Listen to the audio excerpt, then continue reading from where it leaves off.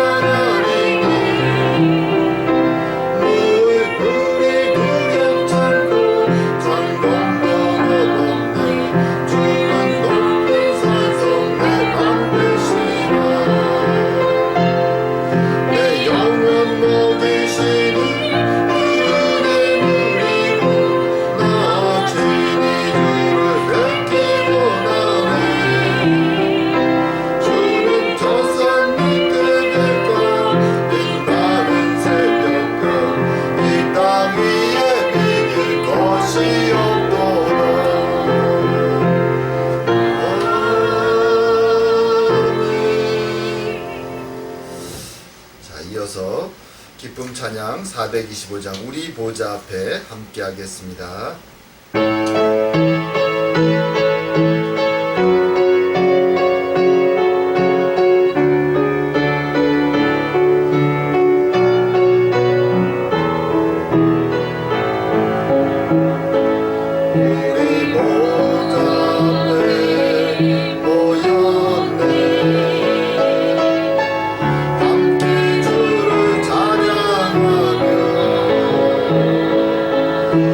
난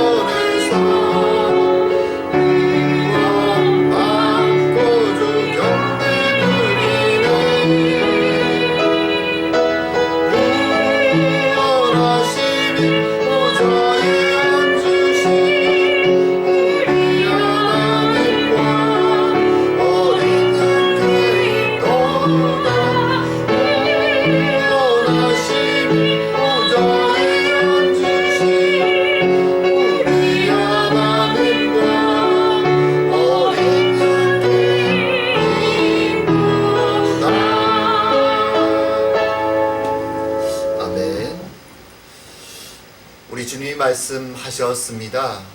하나님은 영이시니 예배하는 자는 영과 진리로 예배할지니라. 오늘도 이 자리에 임재하신 주님 앞에 우리의 마음을 열고 우리의 죄와 허물을 고백하며 주님의 용서와 위로를 구하는 시간을 갖도록 하겠습니다. 함께 기도드리겠습니다.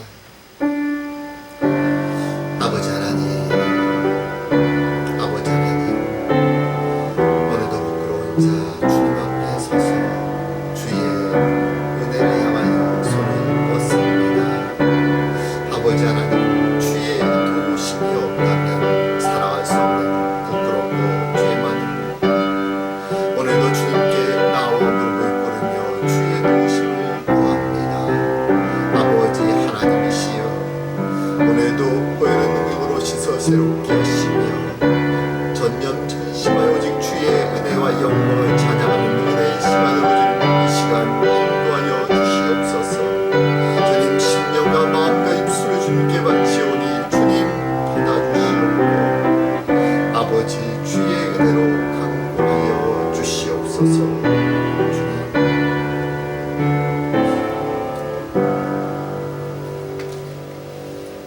우술초로 나를 정결케 하소서. 내가 정하리이다. 나를 씻기소서. 내가 눈보다 희리이다.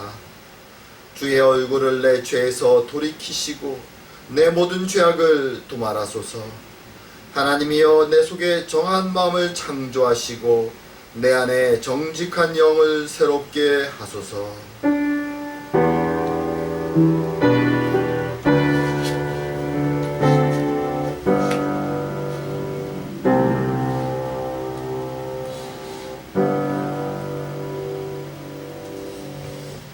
오늘 성시교독은 교독문 53번 시편 121편 말씀입니다. 교독문 53번 시편 121편 말씀 저희가 함께 교독하도록 하겠습니다. 내가 산을 향하여 눈을 들리라. 나의 도움이 어디서 올까? 나의 도움은 천지를 지으신 여호와에게서로다. 여호와께서 너를 실족하지 아니하게 하시며 너를 지키시는 이가 졸지 아니하시리로다. 이스라엘을 지키시는 이는 졸지도 아니하시고 주무시지도 아니하시리로다. 여호와는 너를 지키시는 이시라. 여호와께서 내 우편에서 내 그늘이 되시나니 낮의 해가 너를 상하게 하지 아니하며 밤의 달도 너를 해치지 아니하리로다. 여호와께서 너를 지켜 모든 환난을 면하게 하시며 또 내 영혼을 지키시리로다. 여호와께서 너희의 출입을 지금부터 영원까지 지키시리로다. 아멘. 다같이 사도신경으로 신앙 고백 드리겠습니다.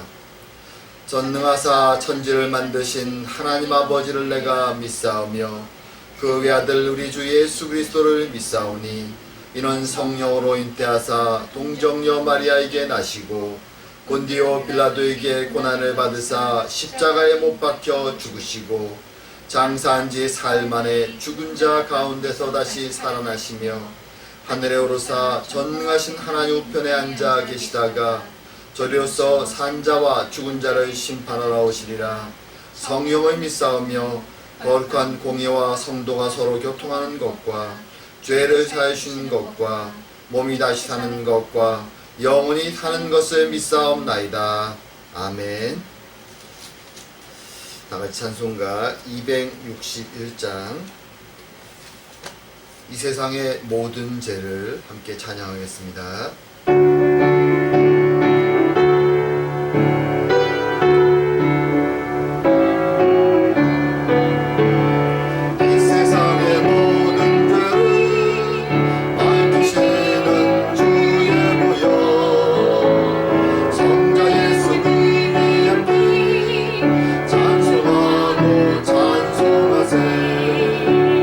주님 앞이 못 믿더라.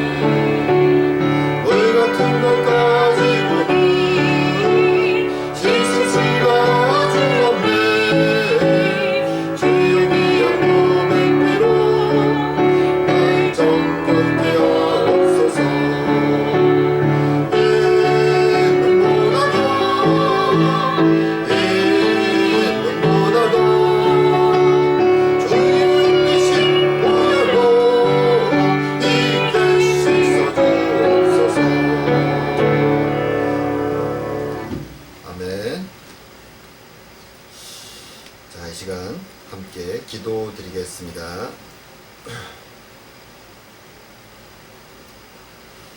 사랑과 은혜의 하나님 아버지, 오늘도 귀한 주의 이름을 찬양하고 높여드립니다.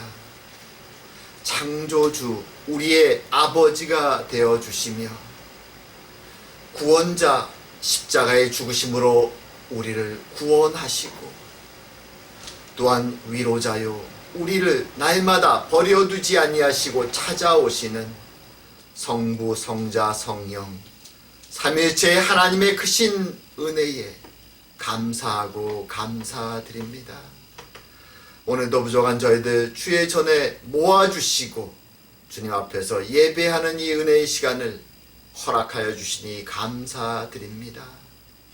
주님께서는 저희들을 불러 세상 가운데 빛의 자녀로서 진리의 빛을 세상의 어둠 속에 방하는 영혼들을 위해 비추며 그들을 주님께로 인도해 오도록 저희들을 불러주셨사오나 저희들은 하루하루 이 세상을 살아가는 삶에 지치고 삶의 무게에 눌려서 주님 영광된 하나님의 자녀로 살아가기보다는 세상 사람들처럼 우리의 욕심과 본능에 이끌려 살아갈 때가 얼마나 많은지 알 수 없습니다. 주님, 우리의 게으름과 우리의 연약함을 불쌍히 여겨 주시옵고 다시 한번 주님께 무릎 꿇으며 주의 도우심을 구하오니 찾아오셔서 보혈의 능력으로 새롭게 하여 주시고 우리가 죽음에서 생명으로 옮겨진 자요 영원히 주님께 속한 자들로서 기쁨과 감격을 마음에 간직하며 하나님의 백성으로 세상 속에서 주의 향기를 바라며 살아가는 자들이 다 될 수 있도록 주님 은혜 내려 주시옵소서. 아버지 하나님, 우리에게 사랑의 교회로 함께 모이게 하시니 감사드립니다. 함께 모여 서로 사랑하게 하시고 무엇보다 진리의 말씀, 생명의 양식을 서로 나누며 머리 대신 그리스도 아래서 한 몸 되어 사랑의 공동체를 이루게 하시니 감사드립니다. 연약하지만 사랑의 공동체 지켜주시고 이제 이 팬데믹이 지나고 나면 다시 모일 때에 어둠에 방하는 영혼들을 주님께로 인도하는 데 쓰임받는 귀한 주의 공동체가 되도록 주님 축복하여 주시옵소서. 아버지 하나님, 우리들의 간절한 기도의 제목을 아시는 주님, 각 가정의 간절한 기도의 소망을 아시는 주님, 때로는 우리의 육신의 고통 때문에 주님께 간구합니다. 주님의 치료의 손길을 위해 간구합니다. 또한 우리의 심령의 무거운 마음의 짐들 때문에 걱정과 근심 때문에 주님께 내어놓고 부르짖습니다. 주님 찾아와 주시옵고 응답하여 주사 우리의 삶이 우리의 가정들이 우리의 아버지의 응답하심으로 말미암아 더욱더 기쁨과 감사가 넘쳐나도록 주님 축복하여 주시옵소서. 주님, 전 세계가 팬데믹으로 어려움 속에 있습니다. 참으로 모든 것을 이룰 것처럼 만능인 것처럼 인간의 교만이 넘쳐나는 세상 속에서 주님 닥친 이 어려움 속에 우리를 낮춰주시고 겸손케 하여 주시며 우리의 심령을 들어 주를 바라볼 수 있는 은혜가 이 세상에 임하도록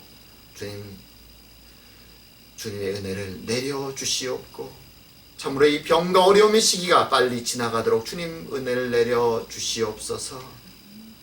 또한 주의 백성들을 돌아보아 주시고 고난과 박해와 어려움 속에 있는 자들을 주님 믿음을 또한 그들의 삶을 보호하시고 인도하여 주시옵소서. 특별히 복음을 붙잡고 수고하는 많은 주의 종들, 주의 백성들을 기억하시고 그들의 사역 가운데 은혜를 내려주시며 특별히 최병 목사님 네 분을 기억하사 그들의 사역과 그들의 가정과 그들의 간절한 기도의 제목들에 주님 크신 은혜를 내려 주시옵소서. 아버지 하나님, 오늘도 말씀을 전합니다.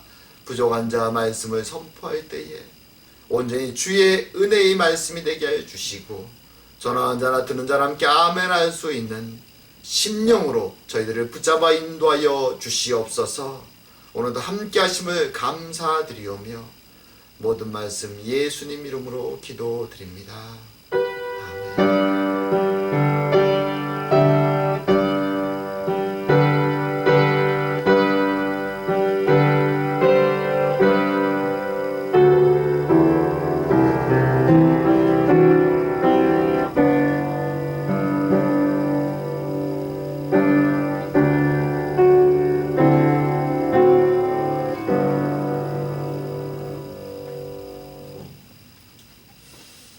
자, 오늘 함께 보실 말씀은 이제 창세기 말씀입니다. 자, 오늘부터 한동안은 저희가 창세기 말씀을 볼 텐데요. 자, 제가 한 7, 8년 전쯤에 창세기를 다루었었는데 다시 다루면서 조금 다른 각도에서 또 살펴보기 원합니다. 자, 오늘 같이 보실 말씀은 창세기 2장 말씀입니다. 창세기 2장 4절에서부터 17절까지 말씀 제가 대표해서 봉독하도록 하겠습니다.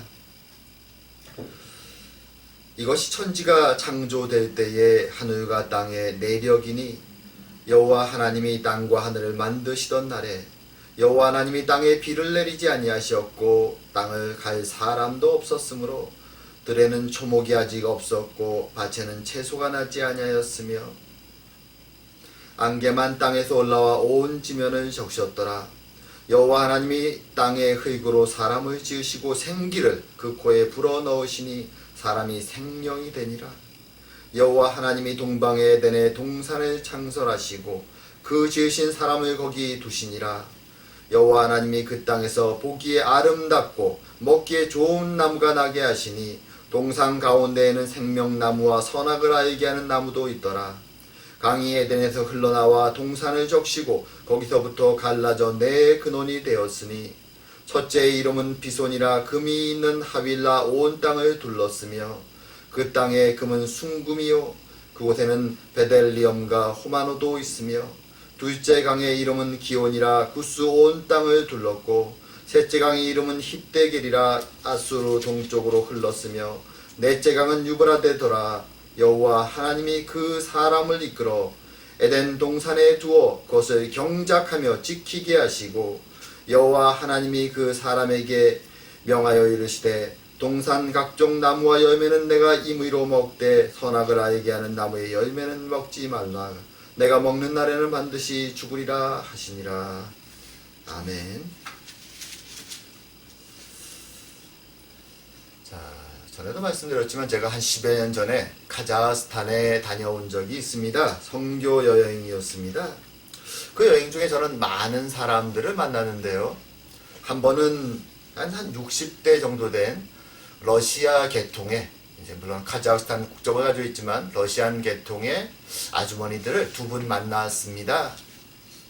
만나서 이야기를 이제 통역을 통해서 하면서 알게 된 것은 그분들은 어린 시절에는 러시아 정교에 출석했지만 지금은 별로 신앙적인 관심도 없고 지금은 교회에 출석하지 않고 있다는 것을 알게 되었습니다.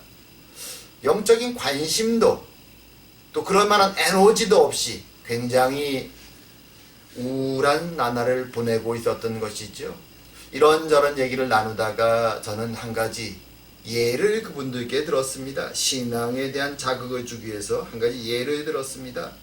그 예는 이런 것이었습니다. 어린 시절부터 자녀를 낳고 열심히 키웠는데 그 자녀들이 성장해서 부모를 모른 척하고 외면하고 자신들의 삶을 살아간다면 그 부모의 마음이 어떨까요? 라고 저는 그분들에게 물어보았습니다. 다른 영적 질문들에 대해서 반응이 없던 그분들이 이 질문에 대해서는 반응을 보입니다. 그렇게 얘기하죠. 부모가 얼마나 화가 나고 실망스러울까요? 제가 그래서 그분들에게 말했습니다. 그것이 여러분과 우리를 바라보는 하나님의 마음입니다. 하나님은 우리를 만드셨고 생명을 주셨는데 우리가 하나님에 대해서 관심이 없고 우리 생각과 욕심을 따라 살아갈 때에 마음 아파하시는 것이 하나님 아버지의 마음입니다. 그분들은 그 말에 동의하면서 그때부터 제가 복음을 전하기 시작했습니다. 사실 이 세상 살아가는 많은 사람들 오늘날 하나님에 대해서 무관심하죠. 단순히 하나님을 미워하거나 싫어하는 게 아니라 아예 무관심한 사람들이 굉장히 많습니다. 이전 세대보다 훨씬 더 많아지고 있습니다. 하지만 이 일은 이 시대에 벌어진 새로운 일이 아니라 역사 속에서 계속 반복됩니다. 사실 오늘 본문의 이 창조의 말씀도 그렇게 하나님에 대해서 관심이 없는 무관심한 세대들에게 주시는 얘기죠. 오늘은 이 창조의 첫 이야기를 저희들이 살펴보면서 하나님에 대해서 무관심한 이 세대들에게 주시는 메시지가 과연 무엇인가? 우리에게 어떤 은혜의 말씀을 주실까? 한번 새겨보는 시간이 되기 원합니다. 자, 창세기, 저희들이 지금 창세기 2장 말씀을 읽었는데요. 창세기는 유대인들이 가장 중요한 구약 성경 중에서 39권 중에서 가장 중요하게 생각하는 이 모세오경의 첫 부분입니다. 우리는 흔히 창세기 앞부분의 이야기들을 관심 갖고 보기도 하지만 창세기에서 사실 가장 중심이 되는 이야기는 무엇인가 하면 하나님이 아브라함을 부르시고 그의 민족을 이스라엘을 시작하는 이야기가 이 창세기의 가장 중심이 되는 이야기입니다. 그 이야기가 창세기 12장에 시작됩니다. 그렇게 볼 때 창세기 1장부터 11장까지의 내용, 우리가 흔히 창조와 홍수와 타락의 이야기라고 말하는데 이 이야기의 부분은 사실 아브라함을 왜 갈대아 우르 땅에서 부르셨는가, 아브라함의 부름과 이스라엘의 시작에 대한 배경을 제시하는 것이 창세기 1장부터 11장까지의 내용입니다. 자, 이 창조의 얘기가 왜 아브라함을 부르신 이야기의 배경이 될까요? 먼저 아브라함이 살았던 그 시대를 한번 돌아보기 원합니다. 아브라함은 기원전 한 2000년경, 말하자면 우리가 흔히 단군 시대, 단군 전설이 시작되는 시대라고 말하는 정확히 거의 그 시대, 일치하는 그 시대의 아브라함은 갈대아 우루라는 도시에 살았습니다. 제가 지금 그림으로 보여드릴 텐데요. 지도가 나오죠. 갈대아 우루는 메소포타미아 지방, 말하자면 유브라데스와 티그리스 두 강 사이에 있는 그 지역의 가장 밑에 남부에 위치하는 지역입니다. 이미 고대 기원전 4000년부터 문명이 생겼던 아주 어떤 면에서 초기 문명의 가장 이른 형태가 시작됐던 도시가 바로 이 갈대아 우루입니다. 원래는 수메르인이라고 하는 사람들이 문명을 시작했지만 아브라함이 살았던 시대에는 아카드인이라고 하는 아브라함 같은 셈족 계통의 사람들이 그 지역을 다스리고 있었습니다. 고대 문명, 농사나 대충 짓고 사는 것이 아니라 도시국가의 형태를 지녔고요. 발달된 문명을 지니고 있었습니다. 이미 문자가 있었고 많은 문자를 기록할 수가 있었고요. 교육이 있었고 학교가 있었고 그리고 상업도 활발하게 이루어집니다.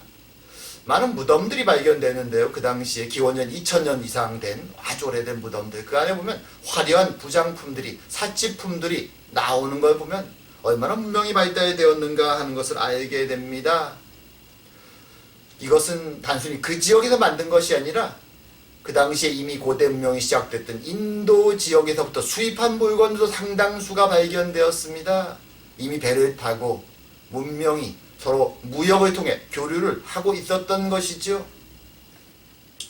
자, 그리고 그 시대에는 종교가 아주 발달되어 있었습니다. 하지만 하나님을 믿는 종교가 아니라 다신교가 발달되어 있었습니다.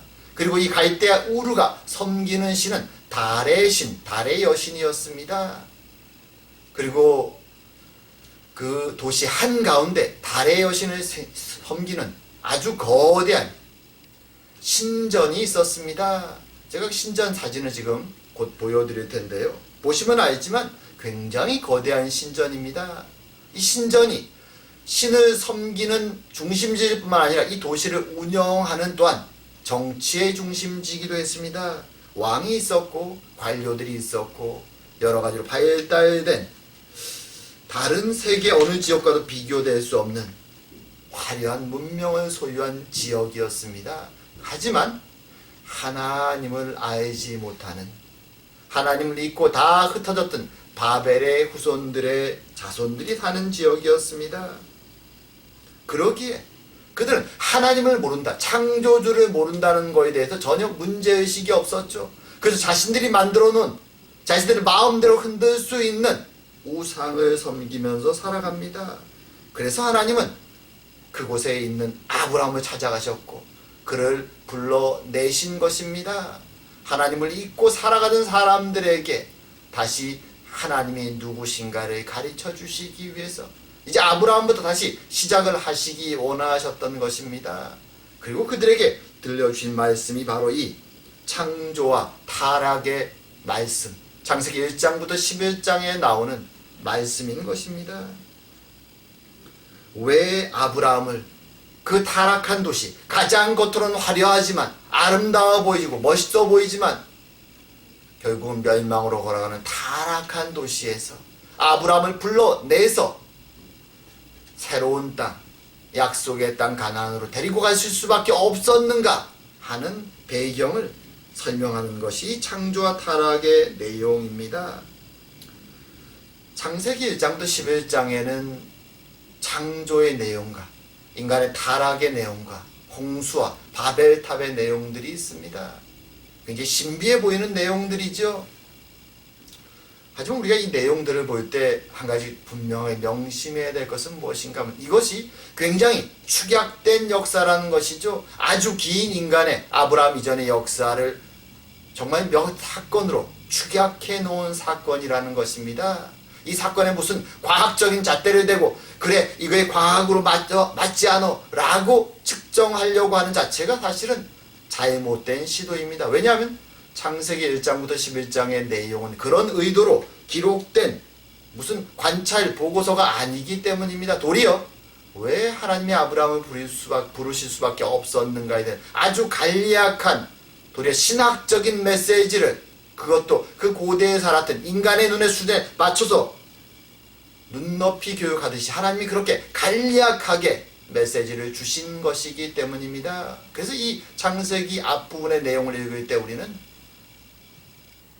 그 신비해 보이고 미스테리한 내용들을 꼬치꼬치 무슨 과학자의 시선으로 바라보면서 의문을 던지고 대답 없는 그 질문들을 계속 던지는 것이 아니라 도리어 하나님이 그럼 도대체 무엇을 말씀하려고 하실까? 라는 하나님의 메시지를 찾는 것이 중요하다는 것입니다. 자, 창세기 1장 거기에는 7일간의 창조의 이야기가 나옵니다. 굉장히 체계적이죠. 어떤 면에 이 7일간의 창조의 이야기는 멀리서 큰 그림으로 사진을 하나 탁 찍은 것과 같습니다. 우리가 인공위성에서 지구의 사진을 찍으면 그런 느낌일까요? 그 밑에 찍힌 대륙들의 사진이 있죠. 그 대륙 안에 들어가면 산맥도 있고 강도 있고 아주 디테일한 것이 많습니다. 하지만 인공위성이 찍은 사진에는 세계에 흩어져 있는 큰 대륙의 땅덩어리만 보입니다. 어떤 면에서 이 창세기 1장의 창조의 내용은 그와 흡사합니다. 하나님이 쉽게 사람들에게 설명하기 위해서 그 자세한 내용을 아주 간추려서 7일이라는 시스템 속에 넣어서 설명을 하고 계신 것입니다. 여기에는 계속해서 반복되는 구절이 있습니다. 그것이 메시지죠. 이 7일간의 창조의 역사를 통해서 하나님이 주기 원하는 메시지가 이 반복되는 구절에 있습니다. 1장 3절에 이렇게 말합니다. 하나님이 이르시되 빛이 있으라 하시니 빛이 있었고 빛이 하나님이 보시기에 좋았더라. 하나님이 이르시되 바요메르 엘로힘이라는 구절입니다. 히브리어로 하나님이 말씀하셨다. 이 구절이 계속 반복되죠. 매일매일 하나님의 창조가 진행될 때 하나님이 말씀하셨다. 그리고 무엇이 있어라. 예히라는 히브리어 동사를 씁니다. 있어라. 예히 오르 그러면 빛이 있어라. 하나님이 있어라. 그러자 예히란 단어가 명령어로 쓰이고 거기에 대응해서 바예히 그리고 있었다. 이렇게 성경은 계속해서 이 문장들을 사용합니다. 하나님이 말씀하셨다, 있으라. 그리고 그것이 있었다. 그리고 또 반복하는 것은 그렇게 있은 다음에 항상 따라 나오는 구절이 하나 있죠. 하나님 보시기에 좋았다. 자, 이 반복 구절이 의미하는 것은 크게 두 가지를 생각할 수 있습니다. 하나님이 있으라고 말씀하셨다. 있어라. 하나님이 말씀으로 창조하셨다라는 사실을 계속해서 이 7일의 사이클이 보여주는 것입니다. 이것이 굉장히 중요합니다. 세상의 모든 것은 하나님으로부터 시작되었다. 이것을 기억하라고 하나님은 말씀해 주시는 것입니다. 하나님을 잊고 살아가는 사람들에게 하나님이 창조하신 것이다. 하나님의 질서와 계획과 기뻐하신 뜻에 따라 하나하나 하나님이 창조하셨음을 이렇게 축약된 창조의 이야기가 보여주는 것이죠. 고대의 그리스 로마나 또는 북유럽의 창조의 이야기들 또는 중국의 창조의 이야기들을 전설들을 찾아보면 흥미로운 것은 인간의 창조는 그 이야기들에 따르면 신들의 우연한 호기심이나 또는 우연한 장난을 통해서 시작되는 경우가 굉장히 많습니다. 우연하게 말이죠.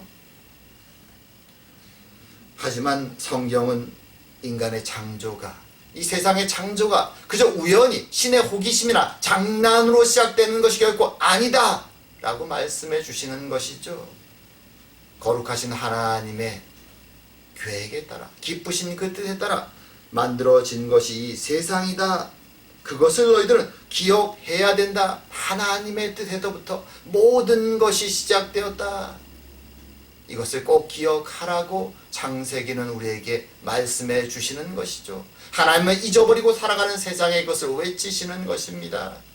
이 세상의 가장 큰 불행 중에 하나가 바로 하나님을 잊고 소견에 오른 대로 자신이 마음대로 조종할 수 있는, 그것이 우상이 되었든 그것이 돈이 되었든 자신이 할 수 있는 것을 따라 욕망에 따라 살아가고 있다라는 것입니다. 사람들은 하나님에 대해서 의식적으로 또는 무의식적으로 하나님에 대한 기억을 지우려고 합니다. 왜 그럴까요? 하나님은 이 역사의 시작과 끝이 되시죠. 근데 이것을 기억하는 것이 두려운 것입니다. 인간의 마음속에는 하나님에 대한 신의식이라고 하는, 하나님을 의식하는 양심이 있죠. 자신이 죄를 짓고 신의 뜻에 거슬리게 행동할 때 양심은 우리에게 말합니다. 그것은 잘못된 것이야. 사람들은 이것이 괴로운 것입니다. 이것을 피하고 싶은 것입니다. 그래서 자유라는 이름으로 부르짖으며 신에 대한 기억을 지우고 신을 무시하고 자신의 소견에 오른 대로 욕심을 따라 살아가기 원하는 것입니다. 그리고 또 한 가지, 인간은 시작의 하나님, 그 하나님을 부인할 뿐만 아니라 끝에 계신 하나님도 부인하기를 원합니다. 인간이 죄를 따라 살아갈 때 인간 앞에 기다리는 것은 하나님의 심판이죠. 하지만 인간은 그것을 기억하기 싫은 것입니다. 그것을 회피하고자 합니다. 그리고 오직 시선을 자신 지금 앞에 있는 현실에만 두는 것이죠. 나의 욕망에만 두는 것입니다. 그리고 양심의 속삭임을, 양심의 질책을 회피하면서 매일매일 자신의 욕망을 따라 살아가는 것입니다. 아브라함을 부르셨던 그 갈대아 우르의 그 나라가 바로 그런 도시였고 그런 세상이었고, 또한 지금 우리가 살고 있는 이 세상도 그런 세상입니다. 하나님은 그런 세상에 살고 있는 아브라함을 부르셨고 우리를 부르시는 것이죠. 그리고 말씀하시는 것입니다. 내가 시작하였다. 그리고 내가 끝낸다. 나를 기억해라. 창조의 하나님을 기억하라고 말씀해 주시는 것입니다. 그리고 또한 오늘 본문에서 제가 지금 방금 읽어드린 그 창세기 1장에 계속 반복되는 구절 하나, 하나님이 그것을 보시고 좋으셨다 라고 말이죠. 하나님의 눈에 그것이 좋았다. 우리 성경 번역은 그렇게 번역합니다. 이 좋았다라는 단어, 토브라는 히브리어 단어입니다. 흔히 영어로 굿이라고 번역되죠. 이 토브라는 단어는 기쁨을 나타내기도 하고 선하다라는 것, 온전하다라는 뜻을 나타내기도 합니다. 전에 제가 그런 말 하죠. 이 굿이라는 단어를 저희들이 영어에 와서도 흔히 너무나도 많은 곳에 의미 없이 사용할 때가 많습니다. 그저 흔히 인사말에도 How are you? 그럼 I'm good 이렇게 대답할 때가 굉장히 많죠. 제가 한번 우스갯소리로 말씀드렸지만 한 신학교 교수님이 저에게 How are you? 해서 제가 I'm good 이라고 얘기했을 때 그분이 그렇게 얘기했던 적이 있습니다. No, you are not good, you are well 이라고 말이죠. Only God is good 이라고 표현합니다. 원래 영어로 good이라는 것도 I'm okay 정도로 가볍게 쓰는 단어가 아니라 원래는 하나님의 속성에 관련된 선한 것, 아름다운 것, 온전한 것, 그래서 거기로부터 나오는 기쁨을 설명하는 단어인데 오늘날은 이 good을 너무 쉽게 사용한다 제가 말씀드렸죠. 그래서 오늘 본문의 번역에서도 하나님 눈에 보이시기에 좋았다 라는 정도의 번역은 어쩌면 가벼운 단어일 수 있습니다. 하나님이 그것을 보시고 굿이라고, 선하다라고, 아름답다라고, 좋다라고 말씀하시는 수준이 어떤 것일까요? 우리가 어떤 것을 보고 좋네라고 말하는 것하고 하나님이 그것을 보시고 거룩하시고 완전하신 그 하나님이 그것을 보시고 좋다 라고, 선하다 라고 말하는 정도의 수준이 어떤 것일까요? 그것은 완전한 것이죠. 온전한 것입니다. 하나님의 수준에서의 평가가 나오는 것이죠. 그것이 바로 창조의 세계고 바로 우리들입니다. 그런데 지금 이 세상은 어떻습니까? 하나님이 굿이라고 말씀하셨던 우리 인간의 모습들은 어떻습니까? 좋습니까? 선합니까? 아름답습니까? 우린 그렇지 않다는 것을 너무나 잘 알고 있습니다. 세상은 그리고 인간의 모습은 죄의 모습이고 타락된 모습이고 이 세상은 날마다 더 흉악하고 사악한 범죄로 가득 차 있습니다. 타락이 점점 심해집니다. 겉으로 보면 화려하고 문명이 발달돼 갔지만 인간의 심령은, 인간의 의식은 점점 약해지고 타락되고 어디까지 과연 갈까? 라는 생각이 들 정도로 추해져 가고 있는 것이 사실입니다. 그리고 심지어 인간만이 아니라 이 자연 세계도 인간의 손에 점점 망가져 가고 있죠. 우리가 오늘날 경험하는 이 고통스러운 팬데믹도 인간의 욕망과 인간의 지나친 자연 파괴에서부터 기인됐음을 우리는 알고 있습니다. 인간은 건들지 말아야 될 것을, 파괴하지 말아야 될 것을 계속해서 파괴해 나가는 것이죠. 많은 과학자들은 경고합니다. 이 팬데믹은 시작에 지나지 않다고 말이죠. 더 많은 것이 인간으로부터 파괴된 자연으로부터 나와서 인간을 해치게 될 것이라고 경고하고 있습니다. 이것이 망가진 세상의 모습입니다. 하지만 하나님은 우리에게 말씀하시죠. 그것이 너희들의 원래의 모습이 아니다. 너희들이 돌아가야 될 하나님이 처음 창조하셨던 아름답고 선한 모습이 있다. 그것을 기억하라고 하나님은 말씀해 주시는 것이죠. 그것은 어떤 면에서 부모가 처음 태어난 자녀를 바라보는 그 눈빛과 같은 것입니다. 여러분들도 아이들을 다 키우셨으니까 기억하실 것입니다. 저희들도 가끔 집사람과 제가 아이들의 처음 캐나다에 왔을 때 2살, 3살, 4살 때의 사진을 펴서 볼 때가 있습니다. 그냥 사진만 봐도 웃음이 절로 지어집니다. 너무나도 순수하고 너무나도 아름답고 귀여운 아이들의 모습이 그 사진 속에 가득 담겨 있습니다. 물론 아이들도 욕심이 있죠. 질투가 있습니다. 하지만 아이들의 표정은 그 질투를 숨기지 않습니다. 어른들처럼 그대로 다 드러납니다. 그리고 문제가 해결되면 바로 잊어먹습니다. 방금 전에 다투고 싸우고 이러도 울어도 세상이 떠나갈 것처럼 그렇게 울부짖어도 그 문제가 해결되면 바로 방긋 웃으면서 아이들은 다 잊어먹고 즐겁게 놉니다. 그것이 아이들의 순수함입니다. 사랑스러움이죠. 하나님은 우리들에게 내가 너희들을 처음 보았을 때 사랑스러웠고 It's good이라고 말했던 그때로 다시 돌아가자라고 하나님 우리에게 말씀해 주시는 것이죠. 부모가 어린 자녀들의 모습을 보고 그리워하는 것처럼 말입니다. 어떤 면에서는 에덴의 때로 돌아가자라고 말씀하시는 것이죠. 매일매일 하나님과 함께 거닐고 대화했던 친구처럼 함께 지냈던 그 에덴의 시기로 돌아가자라고 말씀하시는 것입니다. 타락한 우리는 하나님 앞에 나갈 수 없습니다. 우리는 모세가 시내산에서 하나님 앞에서 하나님의 영광을 보기 원했던 장면을 기억합니다. 근데 하나님 말씀하시죠. 내가 너 앞에 나타나면 영광을 드러 너는 죽게 될 것이다. 감당할 수 없다. 하나님의 영광을 살짝 보고 내려온 모세의 얼굴의 영광이 너무 환해서 시내산 밑에 있는 사람들은 감히 마주할 수 없었다라고도 말합니다. 타락한 우리들은 죄로 가득 차 있기 때문에 하나님의 거룩하심, 선하심 그 모습을 마주대할 수가 없습니다. 하지만 에덴에서의 죄 없던 아담과 하와는 하나님과 함께 그처럼 거했던 것입니다. 하나님은 그때로 돌아가자라고 우리에게 부르고 계신 것입니다.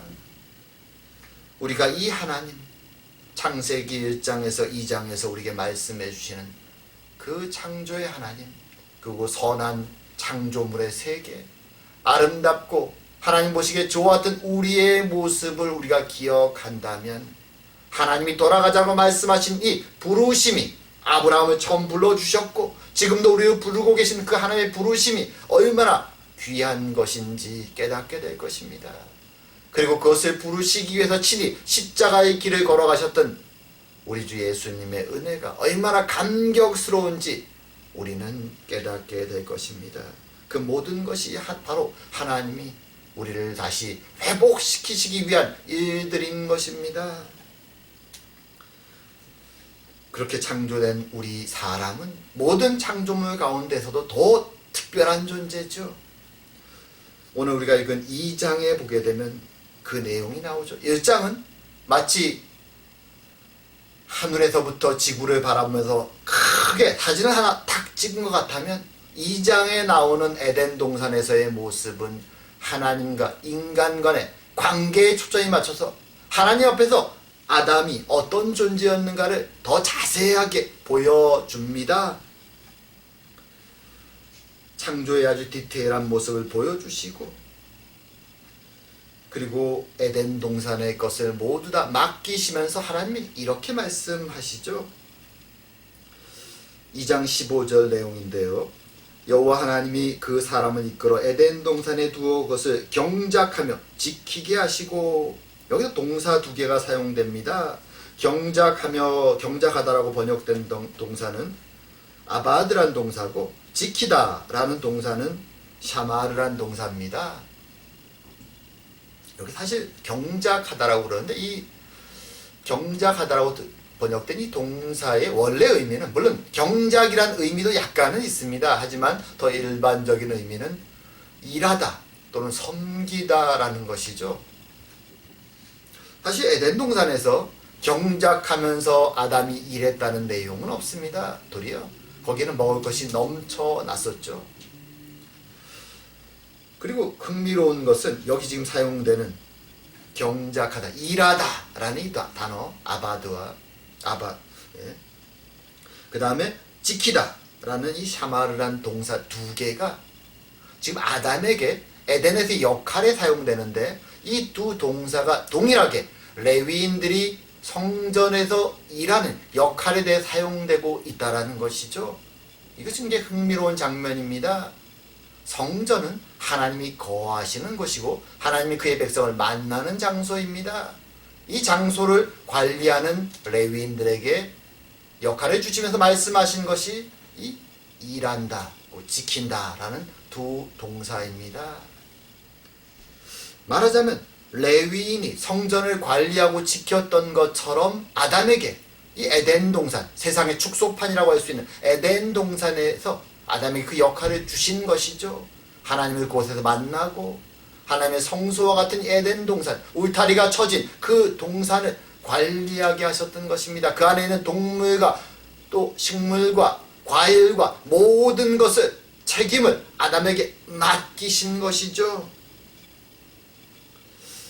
그리고 그 안에서 아담은 열심히 자신의 일을 하면서 때가 되면 하나님을 만나서 프렌드십이죠. 교제를 나누고 지냈던 것입니다.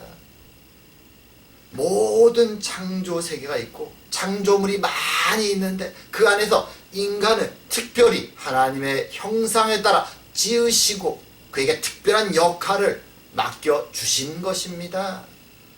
하나님이 레위인을 가리켜서 그렇게 말씀하셨죠. 레위인, 그들은 나에게 속한 자들이다. 그들은 거룩한 자들이다. 나를 위해 섬길 것이다. 마치 그와 같이 아담에게, 사람에게 모든 창조물 가운데 하나님은 그를 뽑으셔서 그 역할을 맡기시면서 이들은 나에게 속한 자들이다. 특별한 자들이다. 세상을 관리하는 일을 내가 너희들에게 맡길 것이다. 나와 교제하며 너희들은 살아갈 것이다. 라고 하나님이 말씀해 주신 것입니다. 이 특별한 관계, 특별한 역할을 맡은 사람이란 존재는 오늘날 과학자들이 유전학과 또 진화를 통해서 열심히 설명하는 그런 이론으로는 도대체가 설명되지 않는 것이죠. 유전학과 진화론에서는 인간의 독특성이, 인간의 영혼의 특별함이, 하나님과의 그 특별한 관계들이 전혀 설명되지 않습니다. 그저 모든 창조물 중에 조금 뛰어난 존재에 지나지 않죠. 그들의 설명에서는. 하지만 성경은 분명하게 말합니다. 사람을 하나님은 하나님의 형상에 따라 만드셨다. 그리고 그들에게 특별한 일을 맡기셨고 하나님과 교제하며 지내도록 하나님의 벗으로 그들을 불러주셨다 라고 말씀해 주시는 것입니다.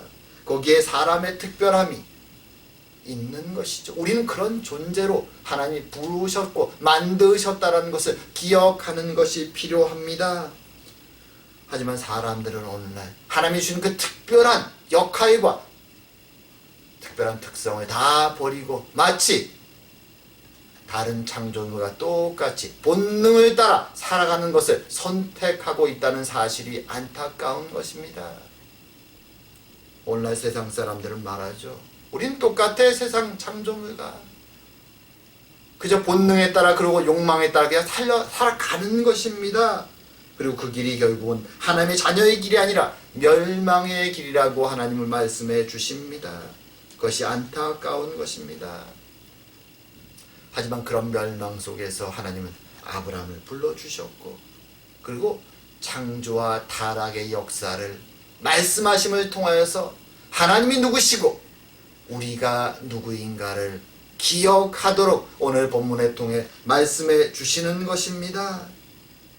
물론 우리는 타락한 세상을 살아가고 우리 안에 죄의 본성이 있습니다. 그래서 하나님께 돌아가는 그 걸음이 쉽지 않습니다. 하지만 하나님은 이 말씀을 계속 우리에게 주시면서 기억하라고, 늦더라도 한 발짝 물러갔을지라도 다시 하나님께 한 발 한 발 나아가자라고 말씀해 주시는 것입니다. 그것을 기억하며 살자라고 말씀해 주시는 것입니다. 그것이 아브라함의 부르심의 이유고 오늘 본문에서 창조의 이야기를 우리에게 들려주시는 하나님의 목적인 것입니다. 이제 말씀을 정리할까 합니다. 하나님은 이 이야기들을 통해서 내가 왜 아브라함을 그 화려한 도시 갈대아우로 해서 불렀는가? 그것을 이해하라, 기억하라 라고 말씀해 주십니다. 하나님은 우리의 아버지가 되어주시고 우리의 창조주가 되어주시고 그리고 우리는 하나님의 기뻐하심 뜻에 따라 창조된 아름다운 특별한 하나님 형상을 따르는 창조물이라는 것을 우리는 기억하는 것이 필요합니다. 비록 타락되었으나 주님은 우리를 다시 하나님께로 에덴 동산에서의 그 아름다운 교제의 현장보다 더 나은 곳으로 우리를 다시 데리고 가기 원하십니다. 그래서 언약을 주셨고 약속을 주셨고 우리에게 봐라, 내가 너희들에게 약속했다 라고 말씀하시고 이제 그 약속에 따라 그리스도를 이 땅에 보내서 십자가에 죽게 하시기까지 하나님은 그 약속을 지키시기 원하시는 것입니다. 마치 부모가 길을 잃고 방황하는 어린 자녀를 다시 부모의 품으로 데려오기 원하는 것처럼 하나님은 그렇게 우리를 회복시키기 원하시는 것입니다. 우리는 이 하나님의 말씀 속에 우리 향하신 부르심을 기억하면서 비록 우리가 살아가는 세상의 유혹이 크고 우리의 육신의 연약함이 쉽지 않지만 그럼에도 불구하고 매일 말씀과 기도의 삶을 통해 하나님의 부르심의 길을 따라 한 발 한 발 하나님께로 돌아가면서 세상 가운데 하나님의 영광을 드러내는 우리 모두가 되기를 주님의 이름으로 축원합니다. 같이 기도드리겠습니다. 사랑과 은혜의 하나님 아버지, 창조의 말씀을 통하여 우리가 그저 이유 없이 이 땅에 태어나고 살아가는 존재들이 아니라 하나님의 특별한 목적과 계획하심을 통하여 하나님이 우리를 보시고 아름답다, 좋다, 선하다 라고 완전하다 라고 말씀하셨던 그 말씀의 존재들임을 기억하게 하여 주시고 주님이 세상을 욕망 속에 살아가는 이 세상을 살아갈지라도 하나님의 부르심에 따라 다시 하나님께로 돌아갈 수 있는 용기를 내고 걸음을 걸어갈 수 있도록 주님 날마다 순간마다 불러주시니 감사드립니다. 주님 오늘도 주님의 부르심에 순종하여 성령의 위로하심과 인도하심에 순종하여 주님 말씀과 기도를 통해 힘을 얻고 주님을 향해 나아가는 돌아가는 발걸음을 걸어가는 저희가 되게 하여 주시옵소서. 그리스도의 십자가의 은혜가 얼마나 큰 것인지를 기억하고 감격하며 주님 날마다 그의 길을 따라 걸어가는 저희들이 되게 하여 주시옵소서. 주님의 부르심과 은혜에 감사드리오며 모든 말씀 예수님 이름으로 기도드립니다. 아멘.